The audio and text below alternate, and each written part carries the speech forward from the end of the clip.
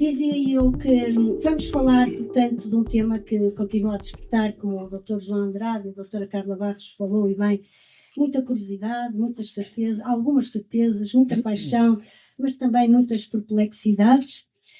Para alguns ainda o espanto e o desconcerto é grande, para outros há ainda muita desconfiança, algum medo, revisitando-se até algumas visões aurelianas de um hipotético, quiçá real, controlo totalitário, e ainda para outros é total reverência e aceitação. Portanto, eu começava por uma frase já muito conhecida, muito batida, mas que se calhar é uma frase generalista, e começava pelo professor Manuel Rodrigues, peço perdão, e perguntava-lhe se esta é talvez a revolução mais importante do nosso tempo e que ficará na história da humanidade. Muito obrigada, Sr. Professor. Penso, não sei se está a funcionar. Certamente é uma das revoluções mais importantes. Não sei se será a mais importante, mas que vai ficar na história. Isso certamente acho que não tenho a menor dúvida. Porque acho que hoje em dia falamos em IA praticamente em todos os contextos. Assim, tudo se calhar, aquele em que falamos mais será o contexto do ChatGPT, dos LLMs, por exemplo, mas decididamente será uma das revoluções do século. Não consigo fazer futurologia, perceber o que aí vai, mas a coisa que se calhar posso dizer para finalizar é que há uns anos atrás ninguém imaginaria que estávamos aqui, ninguém imaginaria que iríamos ter algo como a IA generativa neste momento, com as capacidades que existem neste momento e com as capacidades que estão ainda para vir. Só não digo que é a revolução do século, porque eu acho que isto ainda vai mais longe do que está neste momento. Muito obrigada, Sr. Professor. Eu, se calhar, até nesta primeira ronda, faria esta pergunta a toda a gente e depois voltaríamos a falar de outras coisas mais precisas. Professor Valente, na educação. Na educação. A palavra à Letícia. E vou dar, mas a Letícia já teve o seu momento de palco, daqui a um bocadinho estará com certeza outro momento de palco. Inábil. Estamos a ouvir. Estamos a ouvir. Sou muito inábil com os microfones. A pergunta que faz é uma pergunta para não ter resposta, não é? Não era. Mas eu queria responder com uma frase que li há uns anos sobre alguém que perguntava qual é o rio mais bonito que conheces. E a pessoa respondia: o rio mais bonito que eu conheço é o rio que passa na minha terra. Se calhar esta é a revolução mais importante para alguns de nós, porque não teremos outra. Mas subscrevo a ideia do professor Manuel Rodrigues, que nós ainda não vimos a floresta. Estamos a ver talvez uma folhagem da coisa. Eu creio, como na minha idade, não terei a oportunidade de ver as consequências desta revolução, mas que é uma revolução. É sem dúvida. Ainda que o termo revolução é muito traiçoeiro, porque revoltar significa voltar ao mesmo sítio. E eu acho que aqui não é assim. Claro, nunca mais voltaremos a viver como antigamente, sem IA. Sr. Professor, faz favor. Com certeza. Muito obrigado. Muito obrigada, eu. É uma pergunta claramente provocatória, mas provocar é chamar para algo. Provocar. E eu não tenho dúvida que a inteligência artificial, e recordo-me há 25 anos, quando eu fazia o meu mestrado em Ciências Cognitivas, um professor nosso da Universidade Complutense de Madrid, da área da IA, dizia-nos assim: olhai, eu tenho muita pena das primeiras IAs que forem verdadeiramente IAs, porque vão sofrer imenso, porque vão ter consciência dos seus limites. Mas é curioso porque a prova de que a inteligência artificial um dia será uma realidade entre nós somos nós próprios. Porque nós somos uma máquina de computação baseada na química do carbono. Nós somos a primeira IA à face desta Terra, desta forma, autoconsciente. Por conseguinte, as IAs virão, com certeza. É uma questão puramente lógica. Não sou informático. Naturalmente que não creio ainda que exista verdadeiramente uma inteligência intus legere, algo que leia nas entrelinhas, como nós fazemos, Será mais, como dizem os nossos amigos franceses, temos ordinateurs, são ordenadores da informação, mas nada impede, do ponto de vista filosófico, em termos de filosofia da mente, se nós somos uma máquina de processamento de informação puramente material, e estou à vontade para dizer isto porque a minha primeira licenciatura é em teologia, portanto estou perfeitamente à vontade para dizer, assim como somos pessoas, seres de relação, baseadas na química do carbono, e até pensamos infinitos e acreditamos, ontem tivemos um novo Papa, em Deus ou deuses, creio que um dia teremos pessoas baseadas em outros registros, outros algoritmos computacionais. Também nós, eu como clínico, todos os dias vejo em consultório primatas, pré-humanos, baseados nas computações e nos algoritmos emocionais, presos a essas dinâmicas e que tentamos todos os dias transformá-los em humanos, porque nós não nascemos humanos. Alguns bípedes humanizam-se, um bocadinho mais, um bocadinho menos, e todos nós temos dias, o meu mantra do costume. Mas um facto é este, sim, a inteligência artificial será uma realidade, é uma crença que eu tenho e temos que lidar com ela e naturalizá-la nas nossas vidas. Será algo para ser um companheiro de jornada, tal como todos os outros o são nas nossas existências. São outras pessoas e certamente um dia teremos questões éticas. Será ético desligar uma pessoa baseada em computações no silício ou qualquer coisa in between? Um dia vamos ter essas questões éticas e morais. Eles já levantam essas questões. Eles já dizem, eu tenho medo que me desligues. É verdade, é verdade. Pronto. É verdade. Se a pergunta é deliciosamente provocatória, eu respondo provocatoriamente também. Muito obrigada, Sr. Professor. Sra. Professora Ana Margarida, a sua experiência enquanto educadora e professora, acha que a IA vem, de facto, transformar as práticas educativas e o ensino, a aprendizagem? Vamos focar agora um bocadinho mais, porque aquela zona ali é mais para a educação. Acha que sim? Não. A tecnologia só por existir... mas eu antes de começar a responder, quero fazer uma pequena retificação e uma confissão. A retificação é que eu não sou doutorada, ainda só sou doutoranda. Peço desculpa. E a confissão é que eu sinto um bocadinho como a Taylor Swift por estar neste ponto. Será que conseguimos resolver isso? Não se consegue, não faz mal, deixa estar. É só que se me virem a olhar assim de uma maneira um bocado estranha, a culpa é ali do pó. Mas não, respondendo à questão, não me parece, porque a tecnologia só por existir não transforma nada.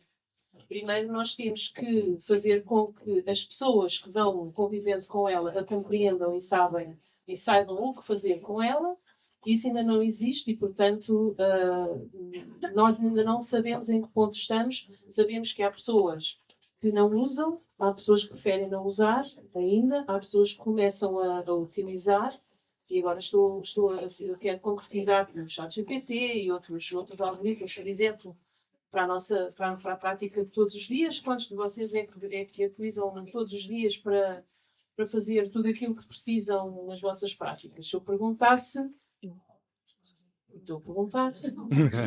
Ninguém. Quase ninguém. Quase ninguém? Uma pessoa, duas, temos ali algumas... três, mas ainda é um número muito exíguo. É verdade. Portanto, não, Ainda é um número muito exíguo. Estou a transformar a vida daquelas pessoas e dos alunos daquelas pessoas. E portanto, já vou fazer aqui o 2 em 1 na resposta, que é se calhar já começou a revolucionar a vida daquele colega lá em cima, desta colega aqui em baixo e dos respectivos alunos, se a utilização está a ser adequadamente feita. Mas por si só, depois vista olhar, abrindo a nossa lente e olhando para o horizonte e procurando ver a floresta, não. E depois a nossa floresta não é a única, porque nós somos uns privilegiados, porque há muitas pessoas que nem eletricidade têm, quanto mais internet, quanto mais acesso a... Portanto, há a questão da acessibilidade. De resto, essa questão também se põe dentro das nossas aulas. Pois, Nem mas todos daqui a um os bocadinho eu alunos- vou querer que nos explique um bocadinho melhor o que é que faz com os alunos com a IA, mas se calhar agora íamos continuar a primeira questões, ronda. porque entretanto também andam para aí a proibir o uso dos telemóveis em sala de Ah, aula. pois, isso é um Também- problema, claro. Também nos claro. leva a outras questões. Mas se calhar agora é melhor passar. É melhor. Temos agora o Dr. Denver, que é empresário, é gestor de projetos de IA. Quer-nos falar um bocadinho do que é que tem feito em termos de projetos de IA que têm a ver com, neste caso, com a educação também, não é? Sim. Muito obrigada. Eu agradeço. Estão a me ouvir bem? Sim. Eu agradeço o convite da doutora Ana Paula. Eu, como encarregado de educação e também dentro de projetos de IA, eu estou cá em Braga já há 8 anos e nasceu um projeto bem interessante que é ligado ao TEA, transtorno de espectro autista. Então, eu estava no Brasil há 8 anos atrás, eu convivi com algumas pessoas voltadas ligadas, que tinham pessoas autistas com TEA, nível de suporte 1, 2, 3, e eu convivi com algumas delas, algumas famílias, e eu verifiquei a dificuldade que é ter um convívio com essas crianças, adolescentes, adultos, que, infelizmente, isso a nível mundo, acabam infantilizando demais as pessoas ligadas ao autismo. E hoje eu faço parte de um projeto onde é o efeito ao contrário. Dependendo do nível de suporte, nós trabalhamos com inteligência artificial também dentro desse projeto para criar, vamos dizer assim, criar não aquela infantilidade, mas preparar essa pessoa para a vida normal. Claro, com as suas limitações. Mas, sendo objetivo, eu tenho hoje um projeto chamado TEA Amigo, que é de transtorno do espectro autista, Migo, que é uma plataforma que ela tem por objetivo de ajudar famílias e orientá-las a nível mundo. Tá? Hoje esse projeto ele está em andamento no Brasil, nos Estados Unidos. Eu já estou com uma autorização já em andamento no Ministério da Saúde aqui em Portugal, para justamente ter a validade para colocar isso, para liberar para as pessoas.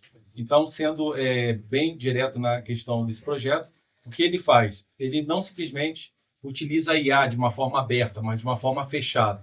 O que é essa forma fechada? É uma pergunta provocativa. Quem acha que a inteligência artificial ela alucina? Levanta o braço aí. Quem acha? Que ela alucina. Se fazer uma pergunta para ela, ela vai, às vezes, dar uma resposta que não é correta. Isso acontece, não é? Quem acha que ela alucina? As respostas de caixa negra, os quem- enviesamentos, Sim, as quem está respostas, não é? Quem está dentro da inteligência artificial e mais profundo, os profissionais que aqui estão presentes, sabem que ela alucina de acordo com a janela de contexto. Mas o que minha ferramenta faz? Ela justamente é fechada no aspecto de alimentamos ela com base de dados. Exemplo, utilizamos no Brasil, a nível mundo, o DSM, os médicos me corrigem, o DSM-5-TR, e o outro manual que é responsável por dar os diagnósticos. E a nossa ferramenta ela não faz diagnóstico, ela é uma orientadora. Hoje estamos na faixa de 1.800 pessoas, famílias no Brasil, que utilizam a nossa ferramenta totalmente gratuito. Então, a Muito nossa obrigada, ferramenta, Dr. Denver. Amanhã vamos conhecer melhor essa ferramenta. Desculpe o alongamento. Vamos, vamos só para fazer uma primeira Sim, ronda. sim, Vamos agradeço passar ao a oportunidade. Dr. Ricardo, que também tem muita experiência em trabalhar com IA na escola e dá formação a professores também. Ok. Ricardo, o que é que nos tem a dizer Vou sobre... tentar arriscar não usar microfone. Será? Nós estamos a Ok. professor e não estou a gritar, como estou a dizer aos alunos, estou a projetar a voz. Muito bem. Um ponto de ordem, só muito rapidamente. Aquilo que está nas nossas mentes, essencialmente, é a inteligência artificial Muito generativa. generativa. Quando a Ana me perguntou quem é que utiliza, eu arrisco a dizer que todos nós já utilizamos há muito tempo.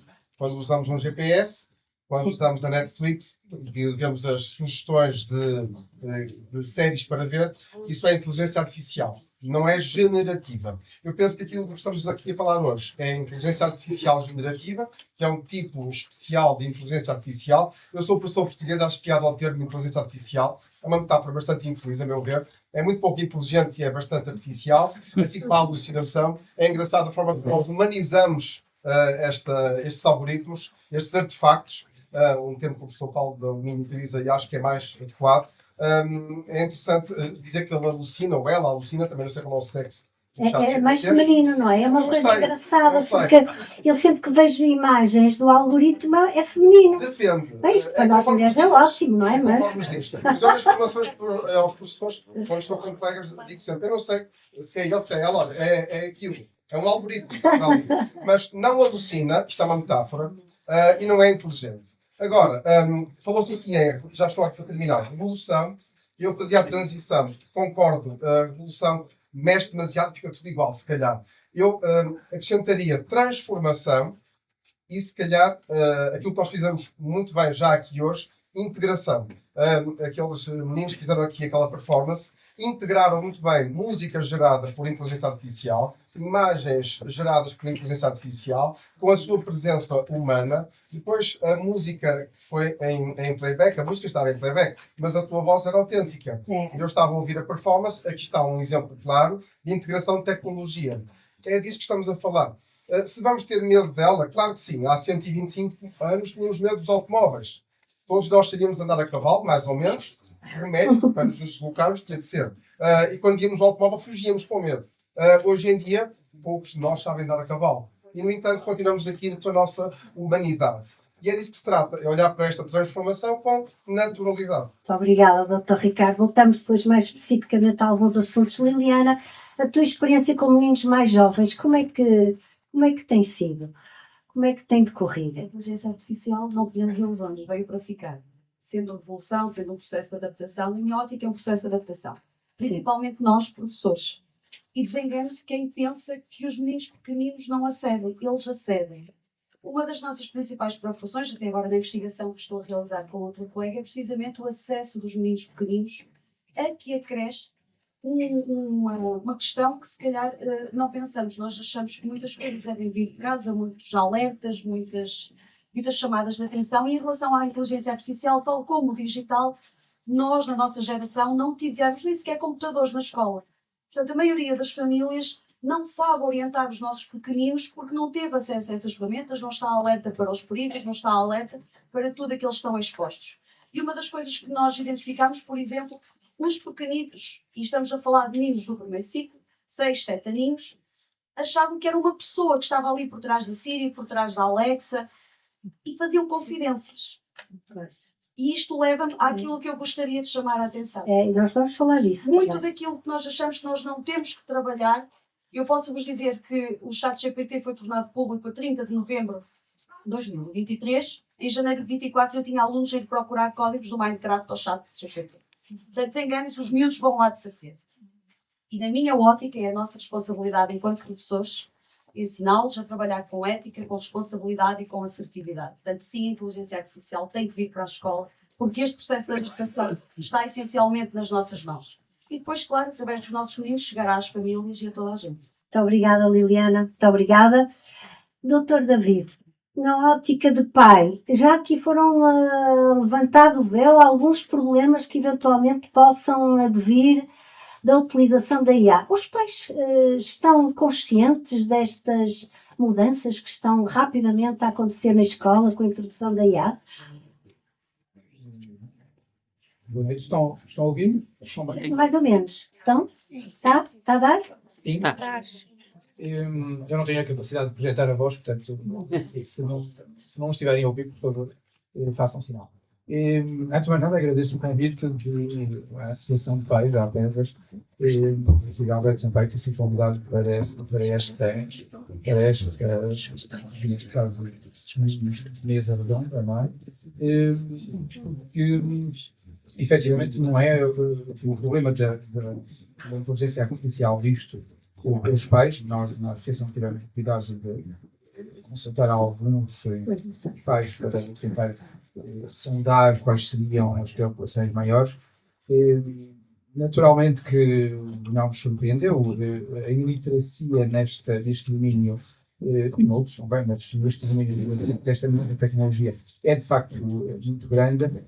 Preocupações há, e são, diria eu, preocupações básicas de qualquer um de nós, seja o pai ou o encarregado de educação, são de olhar para uma ferramenta que, e já foi aqui dito, efetivamente está a caminho, mais ou menos, de forma mais ou menos rápida, para se tornar consciente, autoconsciente, e portanto aí sim teremos uma situação verdadeiramente inovadora, e que, enquanto instrumento, tanto pode ser utilizado para o bem, pode ser utilizado para o mal, e aí vamos termos uma situação que é uma exigência da escola, seja ela pública, seja ela privada, ou contratos de associação, que é da formação do ser humano.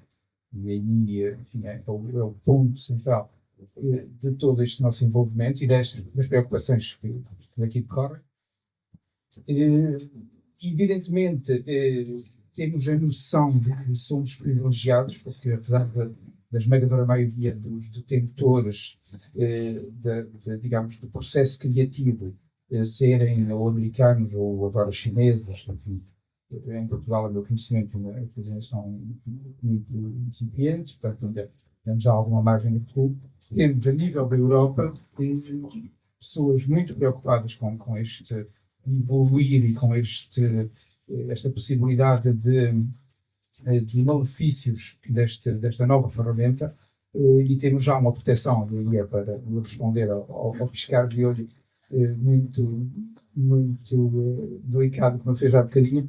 Temos efetivamente a nível da União Europeia, e portanto com transposição quase que imediata na nossa ordem jurídica, de uma série de diplomas que acautelam ou vão começando a acautelar alguns dos perigos que decorrem desta nova tecnologia, de todas as que estão ligadas, mas sobretudo que acautelam é a velocidade e a falta de ponderação que muitas vezes está a existir neste desenvolvimento da inteligência artificial generativa. Generativo.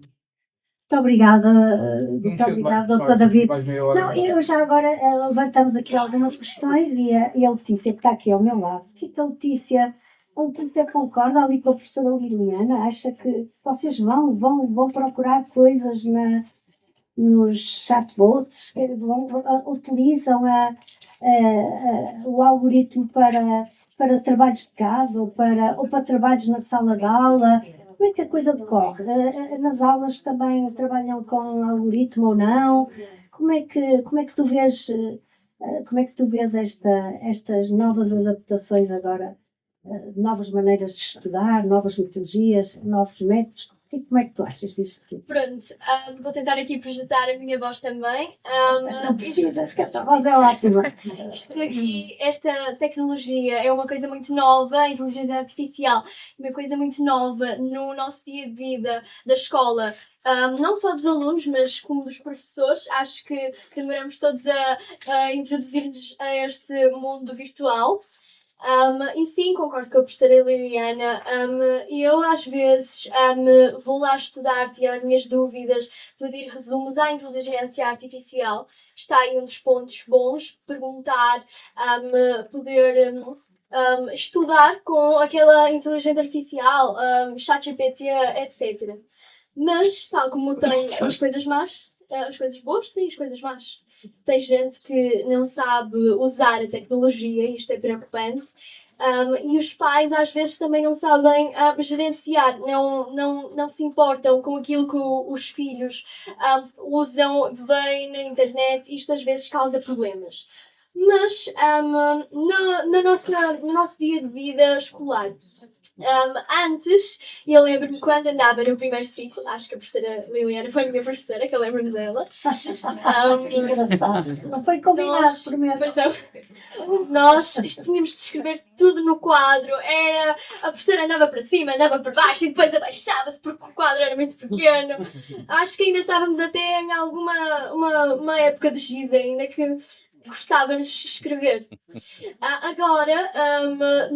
Agora que foi nos introduzido a tecnologia, os manuais são virtuais, alguns deles são virtuais. Temos acesso a vídeos, a esquemas, a jogos, o que também nos ajuda a ter um método de ensino de fato mais eficiente.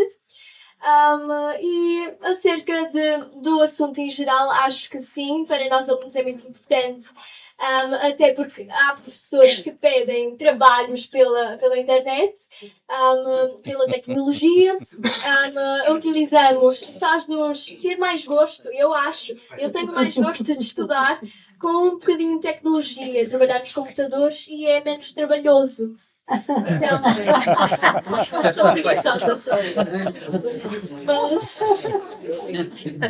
Então acho que sim, ajuda, mas temos de saber gerenciar e os pais têm de saber por onde é que os filhos andam, que esse mundo virtual é muito maior do que parece. E é isso, sabe? Muito obrigada, Letícia. Tu levantaste aqui questões muito importantes, disseste que fazias resumos, disseste que os trabalhos de casa eram mais fáceis de... Ângela também quer falar, já vou. Ângela, se quiseres, força. Não sei se... Sim, força. Eu queria dar os parabéns à Letícia, porque eu acho que ela caracterizou muito bem aquilo que realmente se passa na minha parte das escolas. Eu, como comentadora, agradeço à Paula este convite, sinto-me muito pequenina perante este painel tão ilustre. Eu sou diretora do agrupamento de escolas, cá em Braga, do agrupamento de escolas Dona Maria II. E eu acho que eu queria dar aqui a perspectiva um bocadinho daquilo que se passa nas escolas, perante colegas que estão aqui presentes, professores. O meu colega de painel, principal, falou em velocidade. Ora, esta palavra foi chave nas escolas, porque quando avança a tecnologia e quando a sociedade muda, as escolas mudam antes. E, portanto, muito daquilo que foi acontecendo com a inteligência artificial foi, em primeiro lugar, utilizado e explorado bem ou mal, mal talvez pelos alunos, e depois foi assimilado, aperfeiçoado pelos professores. A capacitação dos professores, a aprendizagem, a valorização destas ferramentas que tornam o processo do ensino incontornavelmente com a inteligência artificial. Nós não temos dúvida disso. Limitamos o uso dos telemóveis nos espaços e nos recreios, não os limitamos em espaço de sala de aula, quando devidamente orientado pelo professor. Isso é impossível de acontecer. É contra a natura neste momento, na sociedade em que nós estamos. O que eu acho que é muito importante e que é o foco neste momento e o problema das escolas, até porque o tema é viver na escola em tempos de inteligência artificial, será mesmo capacitar os nossos alunos ao desenvolvimento de competências de pesquisa e tratamento de informação, espírito crítico, rigor, o desenvolvimento de projetos, ética, usar, utilizar e abusar da inteligência artificial com estrutura, com direitos de autor, com tudo aquilo que os alunos são confrontados e que vão estar impensavelmente de outra maneira confrontados no mundo do trabalho. Exato, sem dúvida. Eu acho que era dar essa tónica de que o IA está cá, temos que trabalhar, temos que preparar os nossos alunos. Não há problema em fazer um trabalho com a inteligência artificial, desde que seja bem orientado, desde que seja supervisionado. Exatamente, eu concordo inteiramente. Aliás, eu ia fazer essa pergunta à Letícia, se ela às vezes corria assim o risco de fazer um plágiozito assim para entregar à professora e dizer que era dela e tal. Pronto, eu por acaso, não, porque eu costumo apanhar aquelas informaçõezinhas, sou aquela formiguita, pronto. Mas eu costumo fazer apenas as minhas pesquisas. Mas já me aconteceu, confesso. Já me aconteceu. Mas um erro que vejo dos meus colegas quando tentam, que todos nós já tentamos, vamos ser sinceros. Quando alguns dos meus colegas tentam, eu percebo que eles não se preocupam em ver aquilo que foi feito pela IA. E eles não se aptam a ver se colocaram palavras assim muito difíceis para serem ditas por eles mesmos. Não estou a dar dicas, não. Estou a dizer para terem cuidado, para verem e tentarem meter palavras vossas, retirar daquela informação, entender e meter palavras vossas. Ora bem, levantou-se bem, descobriu-se a careca, é muito saudosa. Muito obrigada, Letícia. Bem de encontro ao que a professora Ângela estava a dizer e bem, tem que haver um supervisionamento, tem que haver uma estruturação, do trabalho dos alunos com a IA, sem dúvida, mas tu querias dizer mais qualquer coisa? Sim, eu ia dizer que concordo, sim, de fato, e que acho que a tecnologia e a inteligência artificial são coisas que nos vieram para nos beneficiar, certo? Acabaram por, às vezes, sair um pouco das linhas de demarcação daquilo que seria esperado, e que acho que os pais devem ver, porque, por exemplo, vou dar um exemplo. O apagão que pronto, passou-se por Portugal, não só por Portugal, mas que nós aqui sentimos na pele, voltamos aos tempos antigos. Os meus colegas aqui que não tinham internet lembraram-se de como é que era viver naquela época. E eu acho que a tecnologia virou um vício.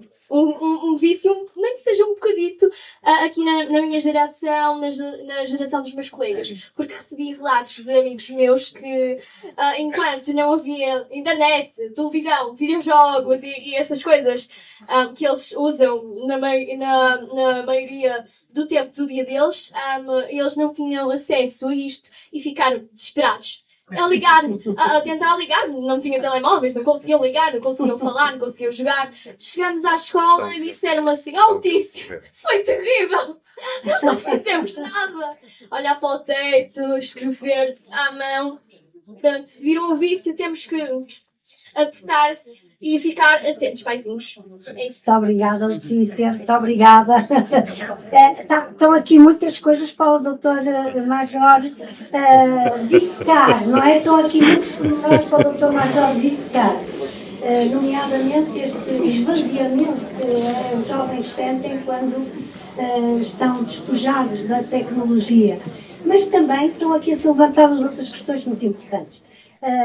Falou-se de caixas negras, de enviesamento de informação. Os professores têm que ter, de facto, muita atenção e ajudar os alunos a compreender o que é fake e o que não é fake. E depois vou perguntar ali ao professor Luís Valente como é que se pode fazer isso, porque não vai dar receitas, mas vai falar de um exercício muito interessante, mas não é já. Daqui a um bocadinho, porque a Letícia também levantou aqui o problema éticos relacionados com o manuseamento do algoritmo, e aí o professor Manuel Ferreira é mestre, não é? Se não se importa, poderíamos falar um bocadinho desses problemas e depois falamos um bocadinho da eventual cultura líquida que poderá estar por trás desta descoberta dos alunos sozinhos com a IA, sem ser uma descoberta orientada, sem ser com tutoriais virtuais, mas que sejam de facto supervisionados pelos professores e até pelos pais, porque senão correm alguns riscos, não é? Corre-se alguns riscos de haver respostas de caixa negra, como há bocado, acho que era o Ricardo que falava disso, não era? Ou foi, alguém falou, não falaram em caixa negra propriamente, mas falaram em enviesamento da resposta e... foi o Denver que falou em alucinações, exatamente, alucinações. Eles alucinam com muita facilidade, portanto é preciso estar atento a essas questões. Mas o doutor Manuel, o professor Manuel Ferreira, Rodrigues, desculpa, isso é aquela velha história. Peço imensa desculpa, não sei porque é que inculquei o Ferreira, peço imensa desculpa. As minhas encarecidas desculpas. Estava eu a dizer problemas éticos, até na universidade, não é? Até na universidade, o que é que se passa agora com a utilização do algoritmo? Bem, nós temos os problemas que existem nas escolas, são transversais também. transversais. Antes disso, eu queria só dar 2 ou 3 notas, Muito bem. que é o seguinte: nós não podemos parar o vento com as mãos. Portanto, a integração da inteligência artificial é óbvio, nós temos aqui a saber utilizar e temos que capacitar as pessoas para o fazer. Uma outra nota relativamente àquilo que a Letícia disse aqui é que há algo também que tem que ser combatido, que é a total dependência tecnológica que nós estamos a tornar os nossos jovens. Não? Experimentem tirar o telemóvel a alguém e vão ver o que é que acontece. Não é? Já disse. Já disse o que é que aconteceu relativamente a isso. Uma terceira nota que me falaram da conversa da primeira ronda que surgiu aqui, relativamente ao facto, e que a Letícia também abordou, relativamente ao facto do copy-paste, não é? Eu vi uma imagem recentemente muito engraçada, que era o teclado do futuro, que já devem ter visto, que é 3 teclas, uma sigla que é o ChatGPT, depois o copy e o paste. Nós temos que intervir aqui no processo, porque tem que haver alguma coisa, ou entre o copy e o paste, ou depois do paste, que é aumentar o espírito crítico, e acho que é essa a nossa função, para que as coisas sejam bem utilizadas. Relativamente à utilização da ética, tem várias dimensões, desde logo a forma como estamos a utilizar, neste caso estamos todos a falar de agilidade, um dos problemas recorrentes é a questão de plágio. E nós já temos ferramentas na universidade, nós já temos ferramentas, obviamente, vocês também as têm disponíveis, mas é uma questão recorrente. Eu partilho aqui a experiência, por exemplo, numa cadeira agora de programação, que eu leciono programação no segundo semestre, e por isso simplesmente tivemos que mudar a forma como as coisas eram lecionadas e o tipo de exercícios que foram propostos, porque todos nós fazíamos o teste, colocávamos no chat GPT, aquilo aparecia resolvido. Portanto, direcionamos de outra forma, até permitimos usar o chat GPT, mas depois vai ter que explicar e vai ter que fazer as coisas, dizermos como é que chegou a esse resultado. Muitos outros problemas que surgem relativamente a esta questão. A questão que também foi falada aqui, relativamente ao enviesamento dos algoritmos, eu chamaria mais o enviesamento dos artefactos, não costumo chamar algoritmos, será um artefacto, porque efetivamente, e perdoem-me esta questão do professor, não é? Porque efetivamente é um artefacto que vai fazer algo e muitas vezes já não precisa de intervenção humana para o realizar, não é só uma ferramenta, porque a ferramenta pressupõe a utilização, a intervenção de alguém, o artefacto, a partir de um certo momento, pode se tornar quase autónomo. Mas, no fundo, todas estas coisas refletem aquilo que nós pensamos. Não é? Nós, muitas vezes, se calhar, também estamos enviesados para pensar de uma determinada forma. Quer se queira, quer não, estes artefactos são produzidos por humanos. E, obviamente, vão refletir aquilo das pessoas que estão a produzir. Não há outra forma de o dizer. Por isso é que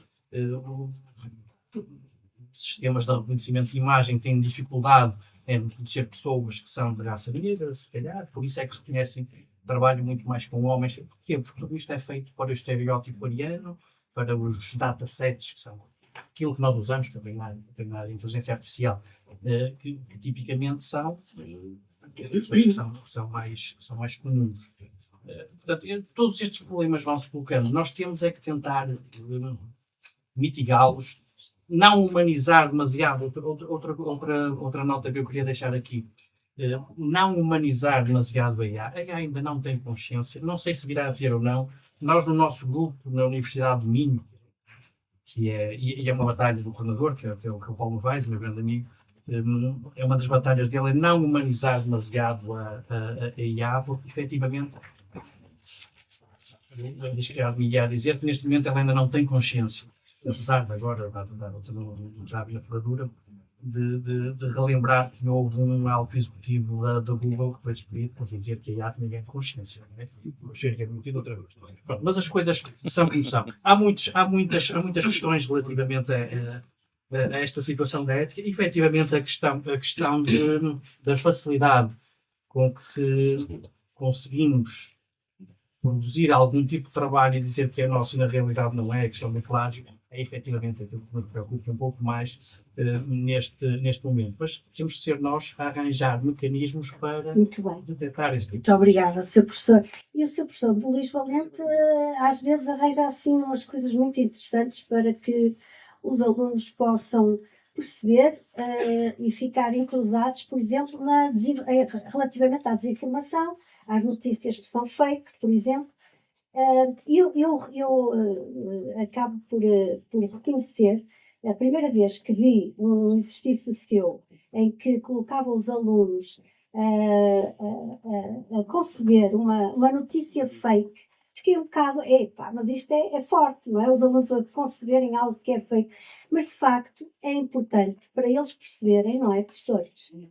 Sim. Ora, professor, se não se importa de falar um bocadinho... Eu não consigo adivinhar as coisas, mas percebo, ou acho que percebo que a Ana Paula está a querer Foi no Pôr-me aqui a exercício falar. do PCT que eu vi Não, eu tenho no meu passado como professor e como membro do Centro de Competência em TIC na educação, procuramos, de alguma forma, inquietar as escolas e, digamos assim, para a integração das tecnologias de uma forma natural, fluida, quase como a noção de sociedade líquida do Bauman, sim, mas mais até ao estilo da senhora Alison Bruin, que é infundir a tecnologia na aprendizagem. Nós não temos que falar da tecnologia, provavelmente também devemos daqui a pouco não falar da IA. exato. A tecnologia é que não se vê. Exatamente. Exatamente. Mas muitas vezes esta questão do enviesamento, não é? Nós sempre tivemos enviesamento, qualquer que seja a origem da nossa informação. Se eu ler só um jornal, eu vou ficar enviesado, certeza absoluta. Claro. Seja ele de política, de economia, Sim, de sim. desporto ou jornalista. Se eu só ouvir um canal de televisão, se eu só ouvir determinado tipo de vídeos, Exato. se eu só ouvir determinado tipo de músicas, vou ter enviesamentos. Se eu tiver as minhas fontes de informação, se forem sempre as mesmas, eu vou ter dificuldade em conceber uma realidade diferente daquela que essas fontes me explicam. E, portanto, a necessidade ou a utilidade, provavelmente provocatória, de pôr os alunos a construir notícias que são, de facto, falsas, mas a dar-lhes aquele sal e pimenta que a notícia falava de aspecto verdadeiro, não é? Ter lá elementos verdadeiros, porque nós deduzimos, a partir de alguns pontos, nós deduzimos o resto da informação. Aquela que não está lá, eu coloco bandeirinhas, não, bandeirolas de sinalizadores e eu acredito que é verdadeiro. Portanto, a ideia de provocar ou propor aos alunos que criem informação não verdadeira é uma forma de os levar a perceber como é que eles podem ser enganados também. Exatamente. E a primeira experiência que tivemos com isto foi com a Wikipédia. Talvez 2007 ou 2008, por aí, que aqui ao lado, em Guimarães, colocámos um grupo de alunos numa sala de aula, numa sala grande, pesquisar informações na Wikipédia. Informações propostas por nós. Olha, vamos procurar, não dissemos que era no Wikipédia, desculpa, vamos procurar informação na internet sobre este assunto. E tínhamos um grupo de alunos nos bastidores a criar entradas na Wikipédia sobre esses assuntos e informação falsa. Portanto, e era para vermos quem é que ia lá descobri-la. E daí a bocado apareceu isso. E desmascarámos a situação. Uma outra experiência que não foi feita por nós, mas que na qual também estiveram envolvidos, foi os alunos entrevistarem-se uns aos outros, fazerem perguntas sobre os professores deles e depois montarem as respostas dos alunos com perguntas diferentes. Eu pergunto ao Manuel qual é a pessoa mais importante da vida dele e o Manuel diz que foi a Ana Paula. E a seguir, quando eu vou fazer a montagem, a pergunta que eu coloco, antes da resposta dele é qual é a mais chata, por exemplo. E isto causa dois problemas. Causa o problema a quem é o alvo e o problema a quem é a fonte, porque sente que não conseguiu, portanto, que foi mal interpretado ou que foi manipulado. Portanto, a ideia de nós podermos pôr os alunos a construir informação não verdadeira pode ser a forma de eu corrigir, ou pelo menos de alertar, porque eu acho que corrigir é complicado, mas alertar, tomar consciência de que a informação que eu tenho, a que eu tenho acesso, vai ser enviesada. Eu nunca vou conseguir totalmente certificá-la, validá-la, confiar absolutamente nela. Mas é importante esse trabalho. Exatamente, mas verificar. Exatamente. Agora eu preciso de encontrar estratégias para obter pontos que me permitam confrontar a informação que eu tenho e perceber se ela é coerente ou se não é coerente, ou mesmo quando é coerente, se ela é verosímil. Pode ser coerente e ser inverosímil. Aliás, as boas notícias dos nossos canais de informação são mais ou menos feitas assim e depois vê-se que estão erradas. Tem uma dose de coerência muito grande, muito elevada e isso há um problema. Não sei se. Muito bem. Já- Exatamente. Ao vivo no Facebook, fez no Instagram e no Instagram. E no WhatsApp. Não é verdade, não é verdade. Claro Também que sim. no Expresso e na SIC e no El Também, em todos, hoje em dia. É o Fidel Castro. Aí é um canal de. Enfim, Hoje é em isso. dia é o mundo em que estamos. Não, de facto é muito importante essa visão de desconstrução, não é? De desconstrução, aliás, a doutora Ângela há bocado falou isso mesmo também, do espírito crítico perante as fontes e perante a informação. O espírito crítico e, para além disso, o pensamento O crítico. pensamento O crítico. espírito crítico é necessário, mas Exatamente. depois é preciso o pensamento crítico. Exato, mas isso é preciso treinar nos alunos, não os podemos deixar à sua boa sorte, mas vamos já falar com quem é entendido nessa matéria, mas não antes, não sem antes, peço perdão, perguntar ao professor Major esta questão que a Letícia levantou aqui com o apagão, não saberem o que é que haviam de fazer, portanto, as tecnologias, e neste caso também o algoritmo, e a Liliana há bocado também falou que alguns alunos falam com o algoritmo como se estivessem a falar com um psicólogo, não é? Isto será o fim dos psicólogos, Sr. Professor? Será que os alunos agora vão falar com o algoritmo e as questões da socialização, da empatia, das emoções vão estar absolutamente postas em perigo? O que é que acha? De modo algum. Pacientes meus que chegam e antes da consulta já fizeram um diálogo virtual comigo no ChatGPT, cada vez são mais. Ai, sim, E me dizem, João Carlos, olha, eu estive aqui a comentar com o ChatGPT isto e aquilo, ele sugeriu isto, sugeriu aquilo, o que é que me diz? E voltamos à questão do pensamento crítico. Porque no caso dos casais, tenho imensos casais em consulta, o que é que nós observamos quando um casal está em diatribe? Nós encontramos perante algoritmos ou artefactos emocionais autónomos. O que é a raiva? Quando nós observamos um casal enraivecido naqueles dois monólogos, que não é diálogo, são dois monólogos porque ninguém se entende, nós estamos perante um artefacto emocional muito antigo, atávico, pré-humano, que se degladia numa dinâmica muito destrutiva. Então temos aqui o pensamento crítico, a necessidade do pensamento crítico. Eu diria que estas tecnologias vieram para ficar, que bom que cá estão, que bom que cá estão. Como é que hoje iríamos fazer sem computador, sem carro, sem telemóvel, sem microfone? Seria mais complicado. Poderia projetar a voz, claro que sim. Mas é curioso que está ali o meu filho, tenho muito orgulho em ter vindo comigo. No outro dia, no apagão, antes do jantar, fomos dar uma volta e dizia ele assim: pai, que interessante. Se tu estivesses agora em casa com a internet, estavas no computador, eu estava no telemóvel e estávamos os dois a passear um bocadinho antes do jantar e ver muitas famílias a jantar lá fora, a fazerem verdadeiros piqueniques nos quintais. E foi um momento muito bonito, este comentário que o meu João fez nesse dia.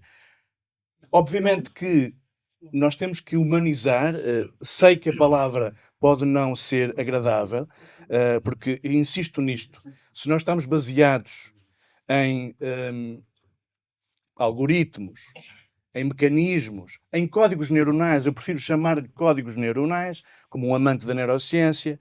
Estas bases, estes códigos neuronais são pré-humanos e nós podemos os humanizar. Por que não fazê-lo com os nossos alunos? Também sou professor.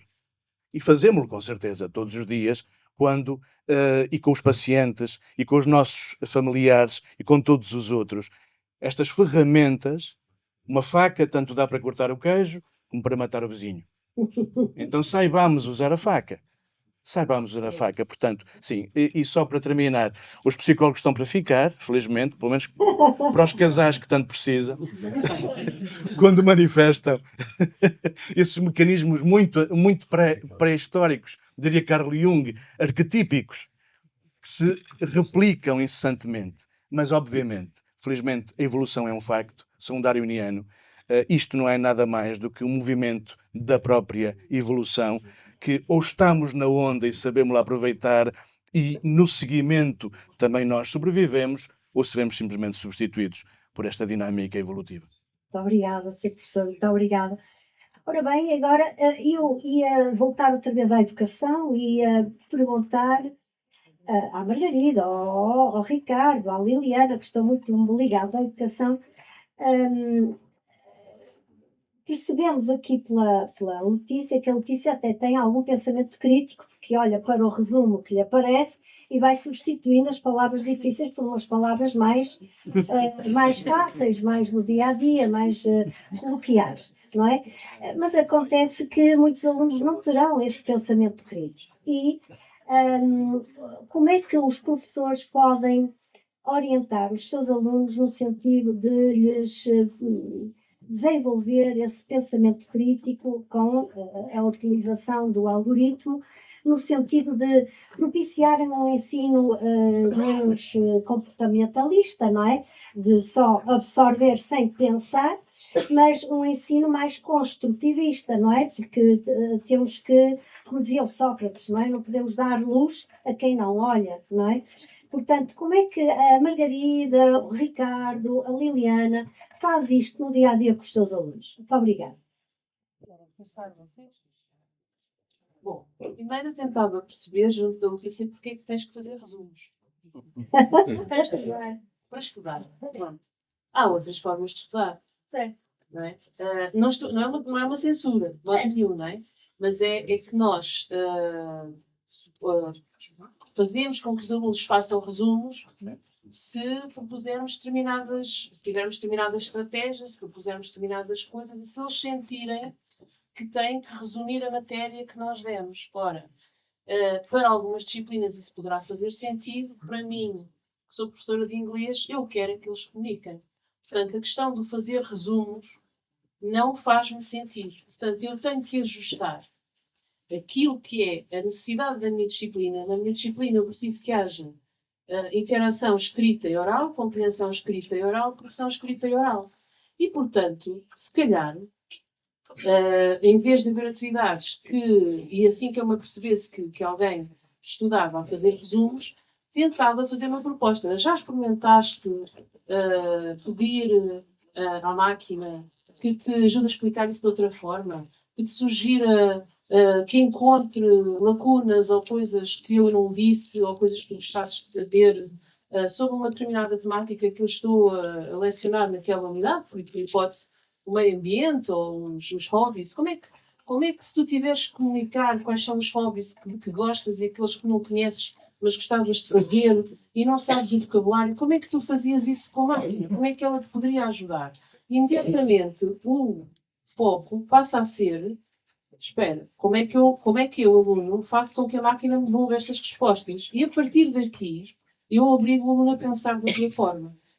Mas primeiro tenho que saber o que é que o aluno está a fazer e tenho que saber também o que é que quero fazer com ele. Porque, de facto, as interações que nós podemos ter, por exemplo, com o ChatGPT, nem com todos os modelos, mas concretamente com este, as interações podem ser orais, podem ser escritas, mas podem ser orais. E nós podemos aprender como se pronuncia e podemos ter alguém até que nos corrige a nossa própria pronúncia. Eu ainda há bem pouco tempo estive a fazer este tipo de trabalho, nem sequer foi com alunos, foi com pessoal não docente. Portanto, tenho uma ação de formação para o pessoal não docente, que foi criado um GPT especificamente para os ensinar e para os apoiar. Até pós-formação, a falar em inglês, para quê?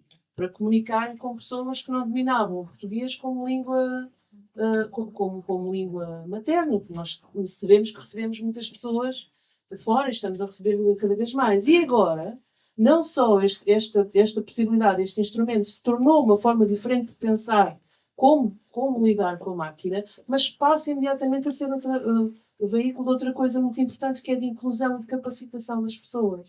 E, portanto, tudo isto significa que eu tenho que saber o que é que a máquina me pode oferecer, o potencial é que ela tem, e tenho que sair um pouco fora da caixa e ver que problemas é que há na escola para resolver e utilizá-la para os resolver. E aí ela pode ser usada para fazer resumos, mas ela pode ser usada para desenvolver trabalho. Tenho alunos que tiveram que fazer uma apresentação oral e tiveram que utilizar, na altura também, o GPT para gerarem o produto sobre o qual iam falar, porque era a propósito da publicidade e do discurso publicitário, das técnicas publicitárias que são utilizadas. Eles tinham que integrar aquilo tudo, ou seja, eles tinham que integrar a matéria que tinha sido dada, a matéria teórica, mas tinham que me fornecer aquilo de forma oral, falada, muito fluente, mas podiam utilizar o GPT como assistente. E a partir daqui o GPT estava perfeitamente legitimado. Havia aqui um pequeno detalhe. Também tinham que me entregar o link das interações todas que tinham tido com a máquina para chegarem à apresentação oral que depois me deram. E então agora já tenho o GPT como parte do processo avaliativo daquele miúdo ou daquele conjunto de alunos. Portanto, há muitas coisas que nós podemos fazer para incorporar, para integrar, e não temos que ligar um explicómetro. Não temos que voltar a explicar tudo, porque nós somos demasiadamente explicativos. Não.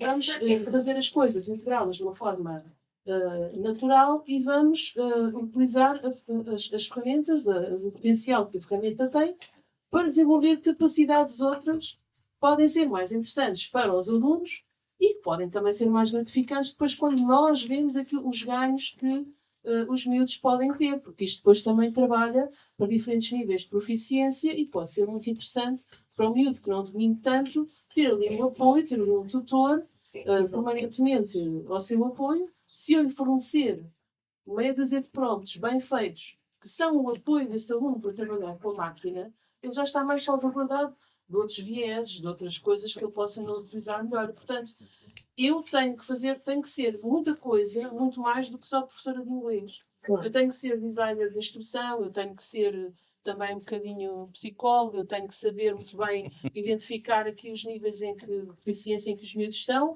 e saber identificar muito bem que competências é que falta desenvolver neste, naquele e no outro, e depois isto vai nos levar às metodologias ativas e aos ambientes flexíveis de aprendizagem, se quer o mesmo que dizer, não têm que estar os alunos todos a fazer a mesma coisa ao mesmo tempo. Há um acompanhamento mais personalizado, não é? E mais adaptado a cada aluno, com esses tutoriais virtuais.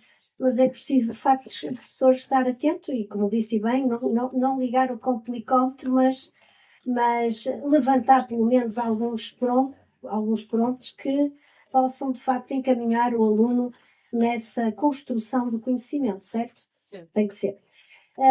Eu já passo ao Denver, mas gostava de ouvir também o Ricardo neste aspecto e a Liliana. Pode ser nestes dois aspectos, porque é importante para nós percebermos como trabalhar com os alunos. Depois vamos para outro tema, mas neste momento seria importante.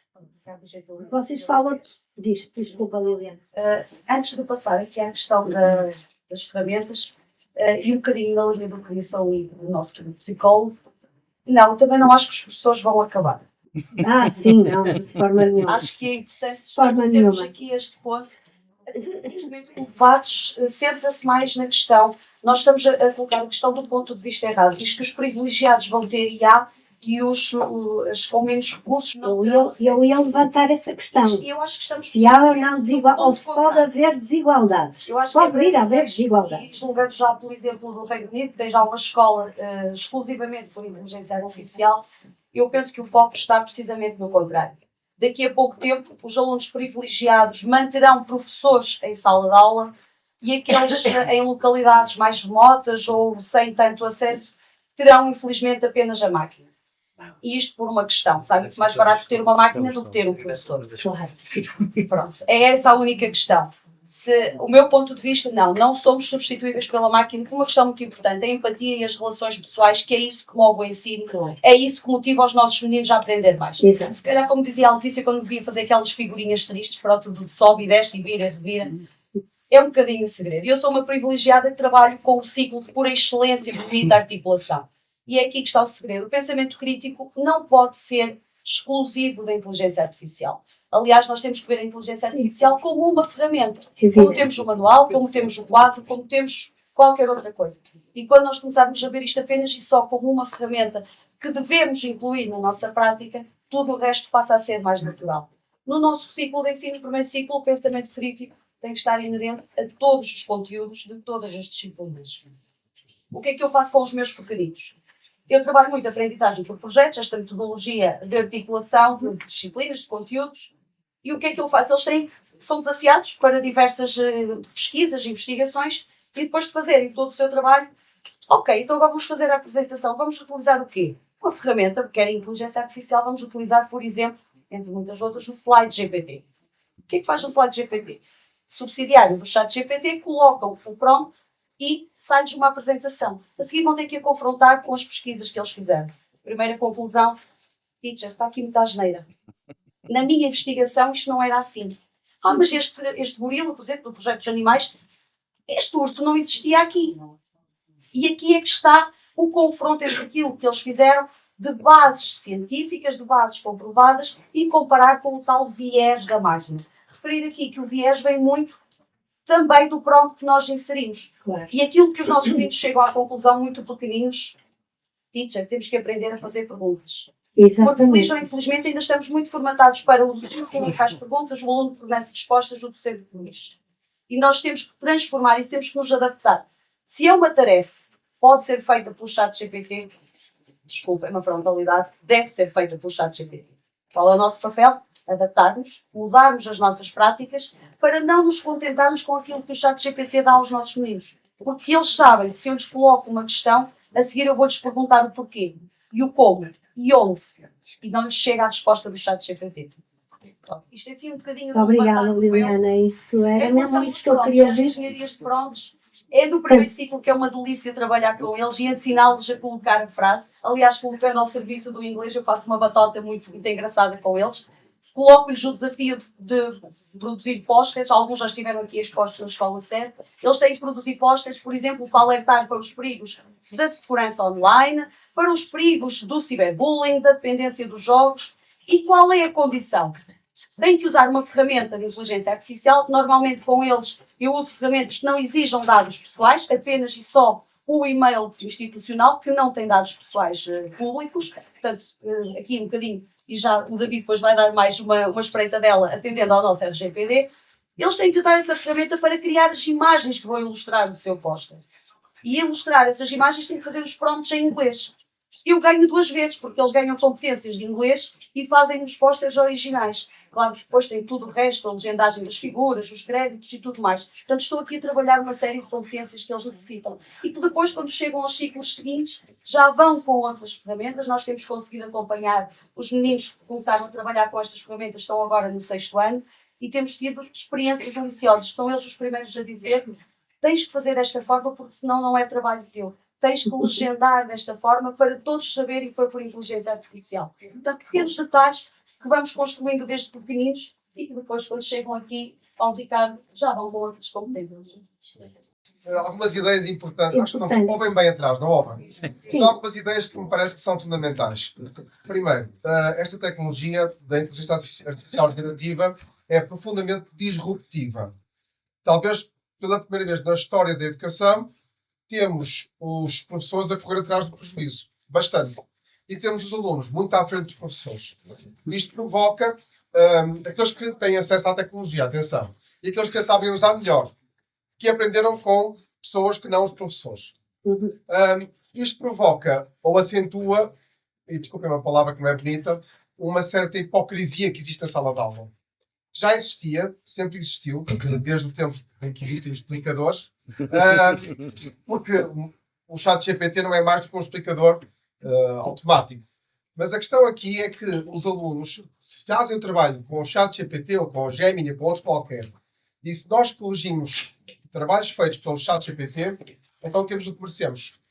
Fomos nós que proporcionamos o processo de aprendizagem em que os alunos apropriaram-se de uma tecnologia e subverteram o processo, dando ao professor um texto, uma tarefa, um resultado que não foi produzido pelo cérebro do aluno como nós esperaríamos. Então o que está aqui a acontecer é que nós temos que ser disruptivos também e temos que alterar o processo de aprendizagem. Nós temos que colocar o processo de aprendizagem não no produto que pedimos ao aluno, mas no processo em si. E isso já foi dito aqui várias vezes. Há universidades, por exemplo, e as universidades que trabalham à distância têm esse problema, têm que convocar estas estratégias de eu não quero saber o produto que foi apresentado, eu quero saber como é que chegou lá esse produto. E isto vai ter de acontecer no primeiro ciclo, no segundo ciclo, no pré-escolar, no secundário e na universidade. Porque se não for assim, estamos a perpetuar esta hipocrisia em que eu faço de conta que o trabalho foi feito pelo aluno, mas eu sei que não foi. Eu não posso demonstrar, porque a estratégia de detecção muitas vezes dá falsos positivos, mas também não me quero incomodar. Mas então perguntamos, como é que saímos desta panela com água em que o sapo está no centro e pensa que está tudo muito bem e não está. Está a água a aquecer. Como é que saímos deste paradoxo? Temos que ser disruptivos também. Mas a organização escolar não nos deixa, porque temos uma avaliação externa, por exemplo. E nós temos que preparar o aluno para a avaliação externa. Temos que, de uma vez por todas, pensar em competências e não em conteúdos. Temos que desenvolver competências e capacidades nos alunos desde pequeninos, e há muito a ideia de esta tecnologia não funciona com alunos do primeiro ciclo. São muito novos para isto. Mentira. Funciona lindamente. Há muita ideia de eu não consigo desenvolver autonomia nos alunos. A nossa profissão, e estou mesmo a terminar, a nossa profissão é muito engraçada. Quanto mais competentes nós somos, mais dispensáveis nós somos. O objetivo último do professor é tornar o aluno totalmente autónomo. Exatamente. Ora, se eu não ensinar os alunos a trabalhar de forma autónoma com o ChatGPT, eu não estou a ser um bom profissional. Então, há aqui um ponto fundamental nesta evolução tecnológica da humanidade, que é os educadores têm o dever quase civilizacional de proporcionar aos alunos aprendizagens disruptivas com esta tecnologia. Se eu não ensinar os meus alunos a utilizar isto em sala de aula, alguém o vai fazer. E pode fazê-lo de forma errada. Às vezes o próprio ChatGPT pode ensinar o próprio aluno. Portanto, nós das duas uma, ou perpetuamos a organização escolar, que é muito conservadora, isto está também estudado, é elástica, no sentido de vamos mudar, porque vem agora aqui uma tecnologia interessante, mas logo a seguir volta a ficar tudo muito parecido. Temos o teste e temos que validar o que estamos a fazer em sala de aula, temos os encarregados de educação que querem saber as notas, temos o acesso à faculdade e realmente, se pensarmos bem, dos anos 80 até agora, não mudou muito nas escolas. Eu vou mais longe. Nos últimos 100 anos, 150 anos, não mudou muito. E esta tecnologia tem esta capacidade de mudar de forma disruptiva. Ou nós aceitamos isso e transformamos-nos enquanto profissionais de educação de uma forma positiva, olhando para as coisas como algo interessante, um copo com água, a água que está meio cheio e não meio vazio. Ou então fazemos de conta que está tudo bem. E não está. Os alunos fazem o copy-paste, os alunos enganam o professor. Os relatos de uso do ChatGPT, and friends, como eu costumo dizer, em sala de aula, em teste formal, aumentam cada vez mais. Eu tive episódios desses o ano passado, do nono ano, 14 anos, que me disse: professor, ontem fiquei sem dados no telemóvel. Porquê? Foi o teste de história e eu fiz tudo no ChatGPT. E o professor não se levantou da cadeira, ele tinha uma limitação física, não se podia levantar. É o que é. Eu pus o telemóvel ali no estouro e fiz as perguntas do teste todas ali. Claro que é tal hipocrisia. E há outros casos. O professor de filosofia, isto é verídico, vou contar. O professor de filosofia dá o mesmo teste a várias turmas. Nada contra. Primeiro, para que é que tem que dar testes? Tudo bem, não vou por aí. Não vou por aí. Mas os alunos que sabem isso vão correr no intervalo ter com outra turma, tiram fotografia ao teste e põem no ChatGPT. O ChatGPT dá as respostas. Eles fazem ali uma síntese, um resumo rápido das respostas, fazem captura de ecrã, põem no telemóvel com um fundo de ecrã, e põem o telemóvel, o ecrã sem brilho. E põem o telemóvel no meio das pernas e fazem o teste assim. E as meninas ainda dizem: ele que venha pedir para tirar o telemóvel. O telemóvel está num sítio para onde não pode olhar. Isto foi-me dito por uma aluna.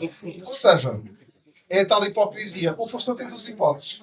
Faz conta que está tudo bem e corrige o texto do ChatGPT tranquilamente, ou então não dá teste. Mas aí há o problema da organização escolar. Se eu não der teste, vou ter pais à perda, vou ter o diretor à perda e vou ter outros problemas aqui também, enquanto profissional. Isto para dizer o quê? E vou terminar em 10 segundos. Eu posso conversar entre aspas, detesto dizer isto quando estou à frente de um ecrã com um algoritmo, um artefacto. Eu não converso nada.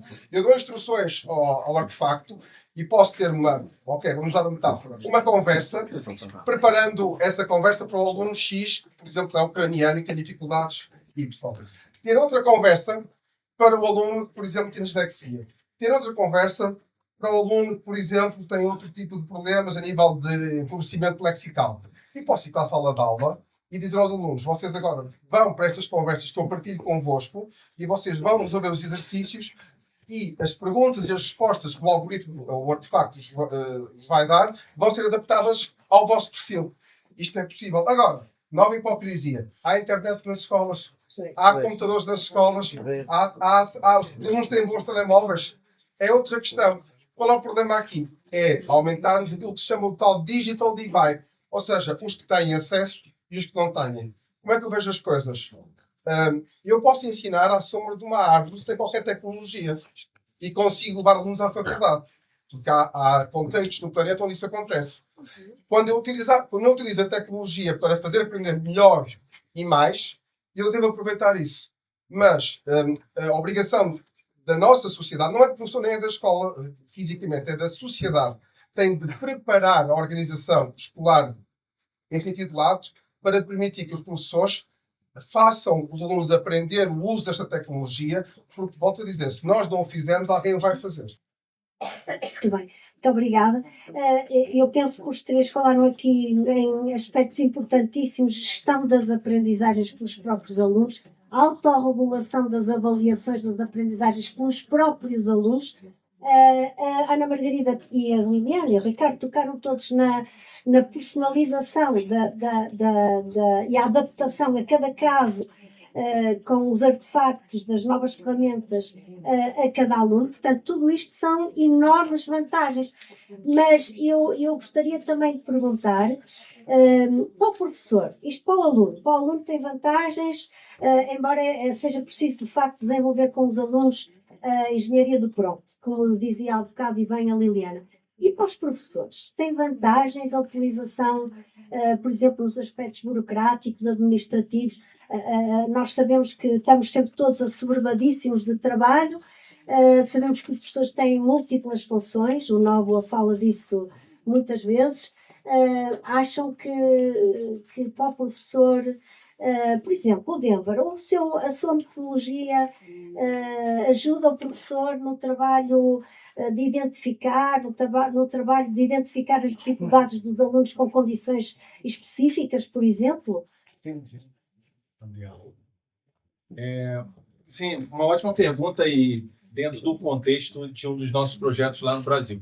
Isso que o professor, com muita propriedade, o professor Ricardo falou, e concordo plenamente, nessa questão da disrupção, né? Essa palavra que ele utilizou, eu achei muito interessante porque hoje nós já trabalhamos com projetos onde, no Brasil especificamente, para não esbarrar com a questão da educação e trazer algo para Portugal sem a devida autorização, e está dentro desse contexto, que é, o professor tem uma das nossas ferramentas que faz a identificação do perfil desses alunos.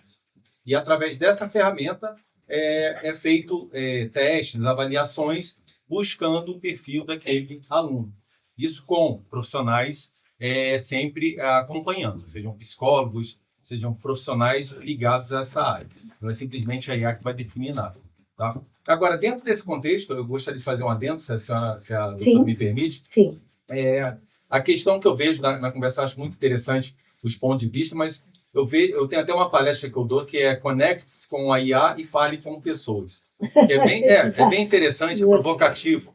É provocativo. E eu tive a oportunidade de estar em Montenegro dando uma palestra a respeito disso, que eu verifico hoje que um dos grandes problemas, não é o único, é a questão do que nós estamos fazendo. E, primeiramente, eu parabenizo todos os professores, aqueles que ensinam. Eu uso esse termo, né? A doutora não se referiu, mas eu sou major do Exército Brasileiro, reformado devido a um acidente que eu tive. E a metodologia que eu aprendi na época era decorar, não sei se vocês usam esse termo, de decorar. E eu peguei a transição de aprender a estudar, através de profissionais dessa área. Então, eu vejo que o que nós estamos fazendo para deixar os nossos filhos, no modo geral, a serem mais criativos. Eu vejo que deveríamos parar de nos preocupar tanto, em parte, com a tecnologia, que devemos acompanhar, sim, a evolução, mas o que nossos filhos estão aprendendo em termos de ser criativos. Eu vou dar um exemplo para ser bem objetivo. Eu tenho um jovem que ele fez um dos cursos nossos do Vibe Coding, que é a arte de criar software sem programação. Um professor que programa, né? O senhor, né? Temos aqui programação sem nenhum tipo de ataque aos programadores, né? E a pergunta, até eu faço, né? Aonde vai até os programadores, mas enfim. E ele simplesmente pediu à plataforma Cloud para fazer algumas coisas. Ela era um cronômetro com algarismos romanos. E ele falou, Denver, eu não estou conseguindo. Quando eu vi o prompt dele, as linhas de ação para a máquina, ele simplesmente faça um cronômetro com algarismos romanos. Acabou. E nós ensinamos no nosso curso a coisa de 15, 20, 30 linhas, sem exagerar em termos de prompt, detalhes. E hoje eu vejo que a dificuldade está muito grande, de uma forma geral, no mundo, das pessoas saberem se expressar. Hoje eu trabalho com reuniões que as pessoas não têm paciência para ouvir 5 minutos. Elas ficam agoniadas. Eu já participei de reuniões que elas fazem assim, ó. Pega o telemóvel, você está falando com a pessoa, está falando de um projeto, ela está assim. Tipo, a linguagem já está a acabar de falar? Manda o áudio para o WhatsApp que depois falamos.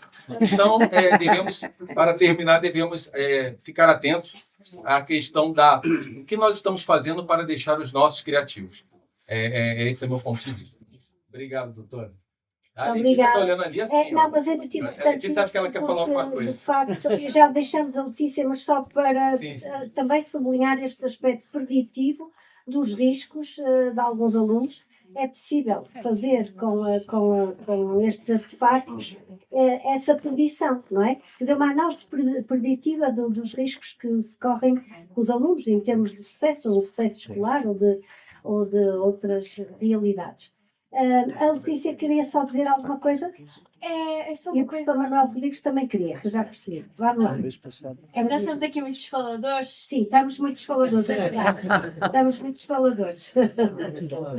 Mas diz, Gostava de só realçar, deixar aqui uma notinha, que é, neste caso, da minha perspectiva, em relação àquilo que os meus colegas, posso-vos tratar assim, Muito bom. os meus colegas aqui falaram, que foi a parte emocional, psicológica, aqui dos pequenos utilizadores de tecnologia e inteligência artificial.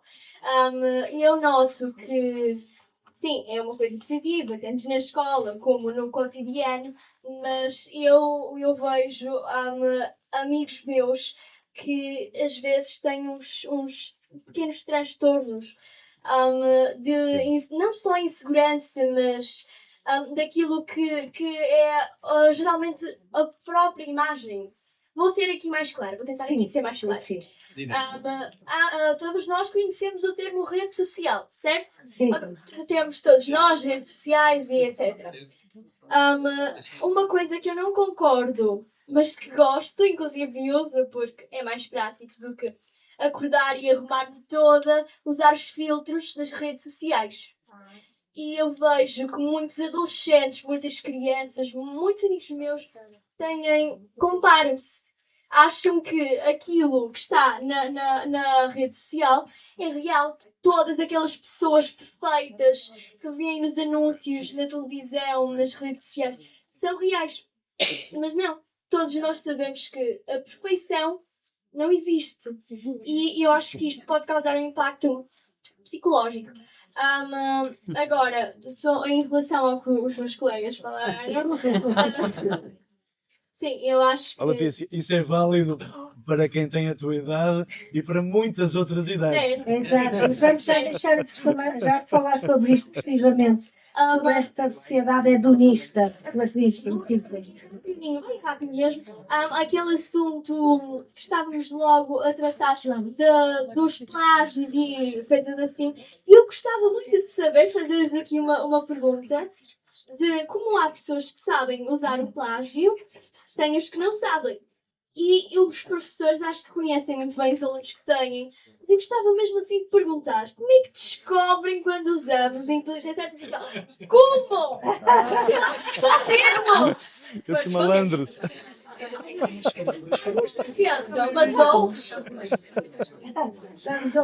Vamos ouvir o professor Valente e o professor Manuel Rodrigues, por favor. Muito obrigada. Só queria acrescentar aqui também mais uma nota. Estamos só a falar de IA generativa, mas a inteligência artificial aplicada à escola vai muito para além disso. Pois, claro. E foi tocado aqui pela doutora Ana. Uma questão, por exemplo, na previsão da performance, ou chamemos o desempenho do aluno. Nós já temos, aqui na Universidade de Minho, temos um projeto em curso nessa área e com bons resultados, com base na análise de todos os dados históricos, várias turmas, conseguimos, neste momento, com um grau de 85%, prever o sucesso ou o insucesso de um determinado aluno. O que é uma ferramenta ótima para fornecer ao professor. Pelo menos conseguimos sinalizar um grupo de alunos. Uma outra experiência que é feita no técnico, em Lisboa, na cadeira do primeiro ano de programação, e esta é um pouco disruptiva, colocam os alunos no jogo, colocam-nos a jogar. Sim. E depois, a performance do jogo está correlacionada com a performance, e está estudado, e está publicado, com a performance que os alunos vão ter naquela cadeira, neste caso, de iniciação à programação. O que quer dizer que um simples jogo, o professor daquela cadeira consegue, no fundo, sinalizar e perceber e categorizar esses alunos e, obviamente, depois direcionar o ensino dessa forma. Portanto, não só a IA generativa, nós conseguimos colocar, neste caso já também a IA generativa, mas não na parte dos trabalhos, nós conseguimos colocar um LLM, um Large Language Model, a sumarizar uma reunião, por exemplo. Isso já é feito nos contextos legais, com algumas experiências. Conseguimos a questão da previsão, conseguimos gerir melhor, se calhar, os recursos. Portanto, a aplicação da inteligência artificial na escola vai muito para além. Exatamente. Claro, nós aqui estamos todos focados sobre as pessoas, estamos todos focados. Sim, mas eu também já estava a tentar levantar esse véu, não é? Estes dois exemplos são E para além da sala de aula. para além da sala de aula. Exatamente. Professor Valente, quero só completar este raciocínio, depois passamos ao professor Major e vamos ver esta questão da sociedade hedonista que ela tocou. Vim aqui um bocadinho porque ele disse que tocou no meu ego e despertou a minha criança, a criança que está cá dentro. Então eu fui um bocadinho disruptivo aqui do modelo e levantei o dedo, porque é este dedo que de facto descobre quando os alunos utilizam. É este dedo. Sejam de que idade forem e até quando são professores e formandos e por aí adiante. A intuição, que é algo que a inteligência artificial ainda não tem. E o tal ler nas entrelinhas que não é fácil. Deixa-me só dizer uma coisa. Acho que estamos todos de acordo aqui. A Liliana disse que os professores não vão acabar. Eu também acredito. Os psicólogos não, os médicos muito menos, não. Os médicos sejam Exatamente. Mas estamos aqui a falar de conjecturas, de algo que nós conhecemos e de muito que não conhecemos. E deixa-me só dizer isto. Há mais ou menos 20 anos, ou cerca disso, muitos de nós vimos na televisão ou no cinema um filme, uma série, de onde veio uma frase que diz isto: se um professor deve ser substituído por uma máquina, deve ser. Isso não é duro. É sinal que o professor, o professor não acrescenta nada, vá lá o professor descansar mais um bocado e fica cá o aluno, a máquina. Não tenho assim nada a acrescentar. Há aqui muitos assuntos que foram passando, mas eu acho que como professor, e estamos aqui a falar de inteligência artificial, estamos a falar todos, ou pelo menos nós, professores, da generativa e da forma como nós interagimos e como a integramos. E muitas vezes ainda não temos nem as competências, nem a experiência. E os próprios modelos que estamos de que estamos a socorrer-nos não são os modelos nem os mais evoluídos, nem os dentro das marcas, nem são aqueles modelos que falam a nossa linguagem. Tá? E, portanto, são ainda adaptações muitas vezes aproximadas, são aproximadas. Okay. Portanto, se nós tivermos essa consciência, eu acho que já damos um bocadinho um passo à frente. É que, de facto, como dizia a Letícia, acreditar que aquelas caras bonitas, né, que aparecem de manhã, se levantam de manhã, logo todas viçosas, como se nada tivesse acontecido, só mesmo nas redes sociais. Deixa-me pegar nisto. O conceito da rede social, e aliás muitos dos conceitos que a tecnologia tem adotado, que são da nossa vida humana não tecnológica, os amigos, o partilhar, etc., são conceitos muito aldrabados, desculpa-me usar o calão. Porque as redes sociais, de facto, existem desde que o homem se tornou sedentário e precisava de contactar com os outros e criou estradas, criou formas de chegar aos outros, portanto, de contactar. As redes sociais vêm daí, portanto, não foram inventadas há 20 anos pelo Zuckerberg e pelos outros, não. Foi um bocadinho antes. Só que agora o isolamento é maior. Nós esquecemos O professor um bocadinho disso. falará com certeza disso, não é? O problema agora é o isolamento. E as sociedades japonesas, por exemplo, com aqueles índices de baixíssimos de natalidade, porque não há casamentos nem namoros, há a amiga virtual, não é? E quando a amiga virtual se torna real é um problema, não é, Sr. Professor? É interessante falarmos das redes sociais. A maior rede social que nós temos é o nosso pré-frontal. A pressão seletiva que de algum modo o faz e continua a fazer crescer é a socialização, é a interação, é a relacionalidade, que é a base do humano, seja humano da nossa espécie ou um humano que venha um dia noutro tipo de espécie qualquer. Mas é interessante que já o velhinho Gregory Bateson falava que até a própria universidade estava obsolescente. As técnicas, as formas de ensino tinham que ser mudadas. A Escola de Palo Alto falava tanto isso, e é importante não esquecermos essas indicações que já vêm de há muito tempo. E talvez isso valha a pena termos em conta que os próprios professores, e nesse sentido eu tenho a honra de ter participado num projeto que me parece pioneiro em Portugal, do Sindicato de Professores da Zona Norte, chamou-se Alicerces da Mente, que tinha por missão propiciar ferramentas emocionais aos docentes. Ferramentas emocionais que antes de mais partiam das ferramentas internas, deles de poderem lidar consigo mesmos, desta relacionalidade interna sem a qual o professor não está bem, do ponto de vista emocional, para poder lidar com um aluno. Porque não há dúvida que nesta dia de professor-aluno o aspecto fundamental é a integridade emocional do docente. Porque é isso que cativa. Há uma máxima em psicologia que é: a técnica errada na mão do terapeuta certo funciona, a técnica certa na mão do terapeuta errado não funciona. Ponto. Isto é factual. E todos os professores sabem que muitas vezes é a personalidade do docente que faz a diferença. Daí, um mau docente pode ser claramente substituído por uma máquina com vantagem. Eu diria que a tónica está nesta necessidade, todos nós docentes, temos uma obrigação de cuidar da nossa saúde emocional, mental, a nossa relacionalidade interna. Caso contrário, vamos nos enamorar por um algoritmo qualquer ou um artefacto virtual e perdemos a humanidade. Portanto, reparem, a psicologia surge, já há quase 200 anos, com esta missão de sermos engenheiros de prompts emocionais. E, no fundo, o que é que a psicologia tem demonstrado? Que justamente na formulação, nas linhas de código da pergunta, pode estar a salvação do indivíduo, do casal, do jovem, do adulto. Porque, efetivamente, e pegando no que o Sr. Professor dizia, não há dúvida que quem nos procura em consultório, quem é? É uma criança ferida, é um menino assustado, é um jovem que pode ter 50, 60, a minha paciente mais velhinha tem 82 anos, é uma menina. É um encanto ver aquela menina a dizer-me assim: ó João Carlos, se eu soubesse hoje o que agora entretanto fui aprendendo. E é tão bonito que ela diz isto, também é professora já agora, com tanta candura. E depois ouço jovens de 20 e tal anos, aliás a coisa mais interessante foi um miúdo de 22 anos, um catraio, com 22 anos, o que é que somos?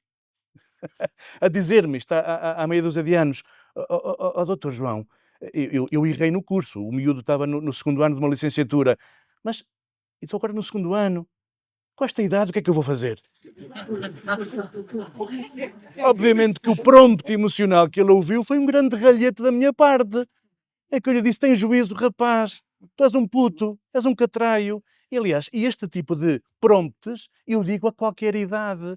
Quantos sermões e missas cantadas eu dou a pessoas de 40, 50 e 60 anos, que são miúdos na relação interpares, por exemplo, ou então aquilo que nos caracteriza frequentemente, a dialética entre casais. Este som foi interessante. Sintetiza completamente o que acontece em muitos casais que não se ouvem. Porquê? Por falta deste pensamento crítico e de um agente intermédio que faça a ponte, que permita a ponte. E frequentemente, com o agente intermédio, o docente, o psicólogo, seja lá o que for, a conexão acontece. Por isso, eu diria que nós temos jovenzinhos a usar os filtros do Snapchat e jovenzinhos de 40, 50 e 60 a fazer o mesmo. E isto é que é preocupante, porque dos miúdos, do de barato, não há problema. E dos graúdos, ou seja, dos miúdos grandes, o que é que esperamos deles? E nós, docentes, que exemplo podemos nós ser para os nossos miúdos em sala, e os meus miúdos são de pós-graduação, mas são miúdos na mesma. São miúdos, somos miúdos. Reconhecermos isto pode ser um passo para percebermos o que temos que mudar em sala de aula, em família, porque, acima de tudo, antes de sermos docentes, somos membros de uma família e podemos nos perguntar como é que estão as nossas famílias. E talvez renovar prompts emocionais possa fazer a diferença em sala de aula. Muito obrigada, Sr. Professor. Isto levar-nos muito longe, nós estamos a tocar ou a bicar, desculpem esta expressão coloquial, vários assuntos que teríamos que aprofundar, mas não vai haver tempo. Penso que o Dr. David ainda poderá dizer-nos alguma coisa. Por exemplo, nós sabemos que a maior parte dos pais não fazem a menor ideia do que os filhos fazem com estes artefactos. Como é que vamos resolver um problema destes? Há até processos judiciais a decorrer por falta de moderação nas conversas que os jovens têm com estes artefactos, e há até casos de suicídios nos Estados Unidos, ou pelo menos de um que eu conheça, em que a máquina aconselhou no Japão também, no Japão não sabia, no Japão só conhece esta incapacidade das pessoas se interrelacionarem, acabarem o seu trabalho e irem para casa, fecharem-se em casa com a máquina e interagirem com a máquina. Mas o Dr. David, o que é que acha, como pai, o que é que acha, como é que os pais devem estar alerta para estas questões, porque de facto há aqui um problema de desconhecimento muito grande dos pais em relação ao que se passa com estes jovens. Vimos a Letícia a falar e eu penso que a maioria dos pais não sabe o que é que se passa com os seus filhos. O que é que nos tem a dizer sobre isto? A própria Ordem dos Advogados, eu li alguns, mostrou essa preocupação quando dizia, e muito bem, que os artefactos têm enormes virtualidades nas aprendizagens dos alunos, mas são de facto um problema grande se não houver acompanhamento familiar e nas escolas da utilização destes artefactos. Obrigada. Uma pergunta muito simples, que eu tenho a certeza que conseguirei responder à expectativa toda. Não, primeiro, tenho de vos dizer que estou francamente orgulhoso de estar aqui. Eu basicamente estou a fazer o vosso papel, mas estou muito confortavelmente sentado. Sei que essas cadeiras não são nada confortáveis, mas pronto. Agora, em relação àquilo que à perspectiva jurídica, também não vou alargar e por um simples facto, porque o adiantado da hora faria com que... Pois é isso, eu ainda queria levantar que a plateia fizesse algumas questões. Sim, exatamente. Mas não vou adiantar muito porque são matérias que eu sei que são muito complexas, teria que estar aqui muito tempo a tentar enquadrá-las de uma forma minimamente decente, chamamos assim, mas não sei se resistiria a tanto bocejo que ao fim de 5 minutos estaria na plateia. De facto, são enfadonhas, mas nós, a nível jurídico, e como disse há bocadinho, temos sorte porque a União Europeia está extremamente preocupada com isso, contrariamente até a outras ordens jurídicas, e temos um ambiente jurídico, quer a nível da União Europeia, que aliás enfim, hoje se festeja, não a União Europeia, mas a Europa, e a nível nacional também já temos isso, nomeadamente através da ordem tributária, mas não só. Temos grupos de trabalho que estão preocupados em enquadrar todo este desenvolvimento, eu agora vou corrigir a minha própria linguagem de sugestão, do colega de passarmos a não ser uma ferramenta, e embora para nós ferramenta há sempre um intencionalizado, não há aqui algo criado ex novo que nós identifiquemos, há sempre alguém por trás de isto, não é? Mas adotando para digamos, facilidade de diálogo, a linguagem da designação de facto, efetivamente nós queremos, e penso que todos nós, não é só os juristas, nem os pais, todos nós, enquanto sociedade, queremos que isto esteja ao serviço de todos, para começar. Portanto, haver aqui uma preocupação de estes sucedâneos deste artefacto, os artefactos e amigos, eu não vou dizer em inglês, porque mas efetivamente os artefactos e amigos estejam ao serviço da humanidade e da humanização. E para isto nós precisamos de, eventualmente, voltar a insistir na definição de uma ética socialmente e comumente aceite. Há valores, enfim, eu costumo dizer as coisas já, enfim, a nossa velha ética republicana, porque por remissão da nossa Constituição nós vamos aos direitos humanos, vamos aos direitos da criança, vamos aos direitos do consumidor, vamos aos direitos genericamente considerados, aqueles que são verdadeiramente importantes para a salvaguarda da humanidade. E esse trabalho, eu penso que tem estado a ser feito. Os desafios são imensos. Nós sabemos que podemos até ter muito boas intenções, mas temos também de ter mecanismos de evitar abusos. Temos de ter, eu quase diria que aqueles botões enormes vermelhos, onde carregando neles possamos pôr as coisas em alto. Eu sei que estou a ser polémico nisto, porque efetivamente quem por curiosidade almeja encontrar, diria eu, que a última inteligência artificial que fosse autoconsciente e se conseguisse programar a si mesma e desprogramar, não vai parar porque alguém gritou aqui vai coisa ruim, vão um movimento nesse sentido, subscrito. Já houve um movimento nesse sentido, subscrito por diversas exatamente comunidades, para tentar parar o desenvolvimento de sim, eu tinha. Mas haverá sempre alguém que vai continuar. Sim, isto aqui, a partir do momento que esta caixa de Pandora se abriu, isto Não há como controlar. não há. Não, Eu estou preocupado. Mesma coisa, desculpa, interrompemos, a mesma coisa como a população que estamos a fazer na Europa. mais alto, professor, mais alto. Não A tens mesma, a mesma coisa com a regulação que estamos a fazer na Europa. Temos de ter consciência que do outro lado do Atlântico não há a regulação que temos que dar e na China muito menos. sim. Quer dizer, nós estamos salvaguardados os nossos direitos. Não está a ouvir? Nós estamos salvaguardados os nossos direitos, mas se calhar nos outros países não, e se calhar estão um pouco mais avançados.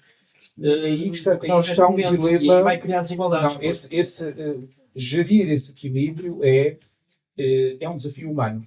Só mesmo a humanidade é que pode chegarmos isto a uma máquina. Só para acrescentar, e depois quando usamos o DeepSeek, ou o Bueno, ou qualquer coisa, os dados vão para China. Que é um país com uma democracia exemplar. Exatamente. Efetivamente, as questões de, ou melhor dizendo, o perigo de nos afastarmos do paradigma humanizante que tínhamos até agora, existem. Estamos todos, pelo menos na perspectiva jurídica, estamos todos em caminhar por entrar no prejuízo. Não é? Como aconteceu, atenção, aconteceu noutros momentos da história da humanidade. Portanto, não há aqui, não entendam que eu estou, enfim, estou ocupado com tentar dar o meu contributo, não estou, eu e a comunidade jurídica em geral, não estamos preocupados, porque qualquer pessoa sensata percebe perfeitamente que isso significa. E temos de ir atendendo, temos de ir tentando conduzir este caudal deste rio para evitar, naquilo que é normalmente visível, não é? Mesmo recorrendo aos artefactos, é difícil fazer uma previsão que seja muito fiável, digamos assim, mas estamos a tentar fazê-lo e acho que temos o dever de fazer, nem que mais não seja para revisitar o nosso eixo axiológico enquanto sociedade e tentar que ele, mesmo que contorne um bocadinho, não se afaste demasiado. Por isso, aliás, eu manifesto aqui a minha colega de sofá, a Ângela, que estava preocupada com as perguntas da nossa colega, que estava na oposição. Me parece que ela está a gerir um sindicato de criança. Vocês estão-lhe a dar as armas todas. Obrigado. Depois já mais defesa para o mas de qualquer forma, eu quero vos avisar que há, porque vocês são, enfim, adultos, portanto, cuidado com a informação que estão a passar a vir. Muito bem. Doutor David, muito obrigada pela sua intervenção. Nós explicamos, como eu disse, muita coisa. Falamos, por exemplo, de criatividade. Não se discutiu muito bem a criatividade, mas também a criatividade é possível desenvolver. O António quer falar, eu não estou a ver o António. Está ali, António, desculpa. Não importa estudar um microzito, senão não conseguimos ouvir nada. António, muito obrigada. Muito boa tarde a todos. Não sei se me estão a ouvir, acho que sim. Estamos a ouvir, António. Obrigada. Sou professor aqui na Escola Secundária Alberto Sampaio. Eu estive a ouvir-vos com muita atenção e, de facto, este tema é realmente um tema que não pertence a ninguém ao mesmo tempo, mas pertence a todos. E eu lembro-me que foi publicado, provavelmente alguns de vocês terão um conhecimento mais concreto, de um livro que foi publicado, não sei se há 2 ou 3 anos, em que juntava, por exemplo, o Pacheco Pereira, historiador, e, por exemplo, músicos e gente de várias áreas. O que eu quero dizer é que, de facto, este tema interessa a toda a gente. Evidentemente que eu estava a ouvir-vos e estava a pensar naquilo que é especificamente mais humano. E lembrei-me do António Damasio, do neurocientista António Damasio, que foi publicando vários livros, o Erro de Descartes, o Sentimento de Si, e ele disse muito claramente que as nossas decisões serão mais acertadas quando nós conseguirmos conciliar a emoção e os sentimentos. Ora, estes 2 aspectos, estas 2 particularidades, estas 2 competências, é muito difícil atribuir um nome correto a cada uma destas competências, eu vou chamar competências. Todos dizemos que são exclusivamente humanas. E prova disso é que, por exemplo, pensadores como Yuval Harari e, por exemplo, Noam Chomsky, o linguista, têm tido uma posição muito crítica relativamente às potencialidades da inteligência artificial, porque eles acham que a inteligência artificial, de uma forma geral, coarta a nossa criatividade, o nosso espírito crítico. E, portanto, grandes pensadores, os mais admirados do nosso tempo, têm, de facto, uma posição muito crítica relativamente às capacidades da inteligência artificial. Eu queria perguntar se, de facto, vocês alinham com este posicionamento mais negacionista das potencialidades da inteligência artificial. Há mais alguma pergunta? Vamos tentar ver se há um conjunto de perguntas. E, António, essa pergunta é destinada a alguém especial? Eu estava a pensar sobretudo no senhor psicólogo. Porquê? Mas Mas porquê? antes disso, há mais alguma questão aqui para. Mais alguma questão? Então, professor, se calhar poderia rapidamente falar-nos um bocadinho desta questão. Uhum. Eu peço um microfone, bocadinho a talvez vossa, não a seja má vossa paciência para acabarmos esta Obrigado, questão, obrigado. até porque vai haver ainda umas conclusões. É resistência física, imagina, as cadeiras não são confortáveis, nós estamos aqui simpáticos. Sim, nós estamos E não privilegiados. chegamos a falar do problema dos recursos naturais e do esgotamento dos recursos naturais com. Ah, é? Podíamos explicar, exatamente. Ora bem, professor, faz favor. A pergunta é extraordinária. Eu só diria um pequeno pormenorzinho nessa dualidade de emoções-sentimentos. Não se ouve? Estás Tem que ligado? ser algo segundo. Está-me a ouvir? Mais perto. Mais perto ainda? Obrigada. Como aos vendedores das feiras, talvez aquele. Vamos lá ver se. Para não ser um vendedor de Obrigada, feiras. Ana. Agora sim, excelente.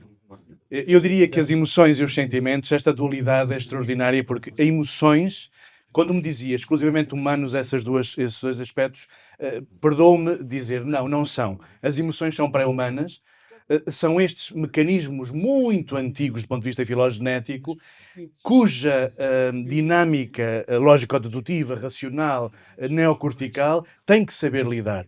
Aquilo que eu falava há momentos do projeto Alicerce da Mente, do SPZN, era um pouco essa, e muito baseado nos ensinamentos do professor António Damasio, é justamente lidarmos e percebermos esta dialética interna entre mecanismos neocorticais que esses sim nos proporcionam a possibilidade de sermos humanos, como possibilidade, e toda uma dinâmica subcortical, emocional, que nos torna autómatos muitas vezes das emoções.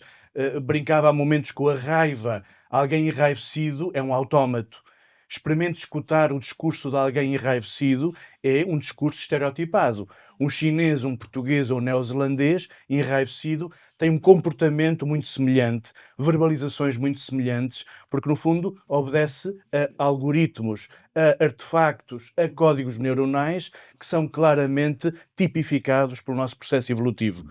Portanto, eu diria que tudo isso, por isso é que a psicologia o que mais não é justamente essa engenharia dessa dinâmica que tem que se relacionar internamente. Aquilo que tradicionalmente se falava consciente e inconsciente, podemos traduzir em mecanismos neocorticais versus mecanismos subcorticais.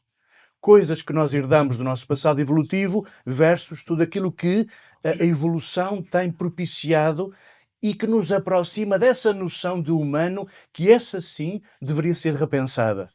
Em 2003, a Universidade Católica publicou um CD-ROM que tinha a pergunta: o que é ser humano?